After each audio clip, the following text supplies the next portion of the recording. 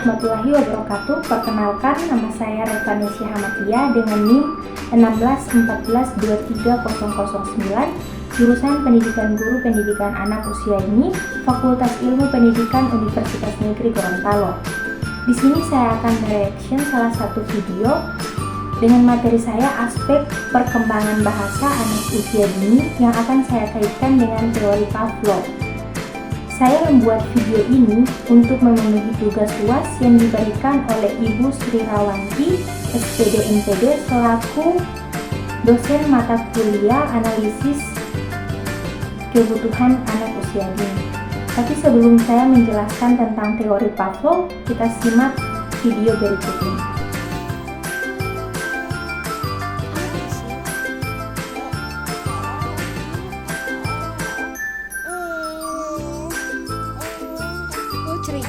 Ceritanya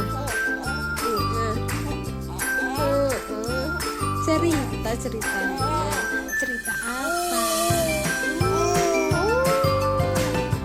Cerita apa, Adik? Mau cerita apa sih?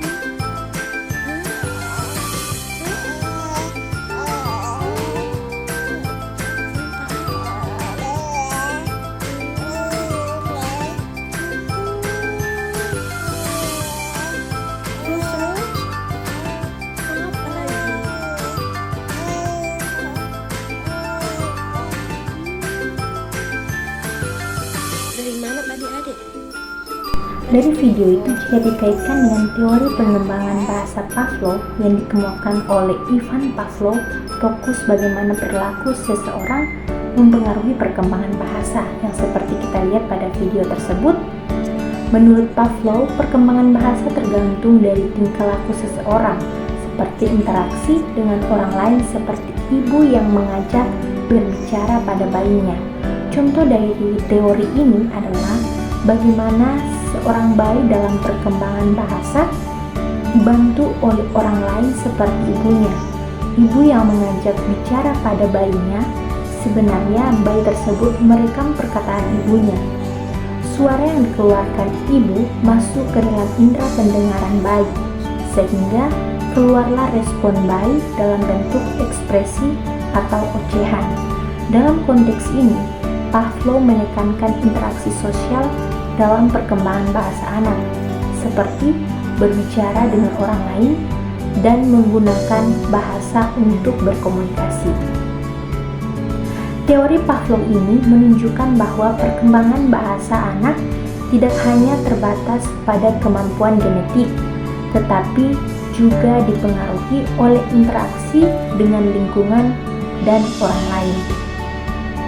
Dalam aplikasinya dalam pembelajaran bahasa di sekolah, teori Pavlov digunakan untuk meningkatkan interaksi antara guru dan siswa. Guru dapat menggunakan strategi seperti penggunaan bahasa yang lebih sederhana dan berulang-ulang untuk membantu siswa memahami konsep bahasa yang kompleks. Guru juga dapat menggunakan cerita dan gambar untuk membantu siswa memahami makna-makna kata dan kalimat. Dengan demikian, siswa dapat lebih mudah memahami dan menggunakan bahasa yang lebih efektif dalam berkomunikasi. Kenapa saya memilih teori Pavlov? Karena teori Pavlov mempunyai keuntungan penerapan dalam pembelajaran bahasa di sekolah.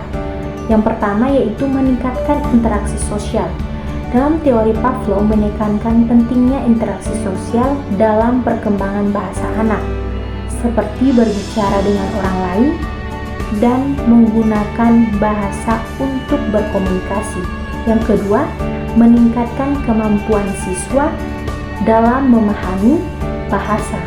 Strategi seperti ini, penggunaan bahasa yang lebih sederhana dan berulang-ulang dapat membantu siswa memahami konsep bahasa yang lebih kompleks. Kesimpulan yang saya ambil dari teori Pavlov yaitu tentang aspek perkembangan bahasa, di mana peran orang tua sangat penting untuk menstimulasi aspek perkembangan bahasa anak mulai dari sejak dini.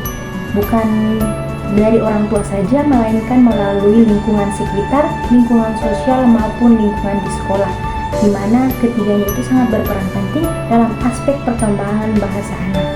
Sekian dari saya, jika ada salah kata saya mohon maaf. Wassalamualaikum warahmatullahi wabarakatuh.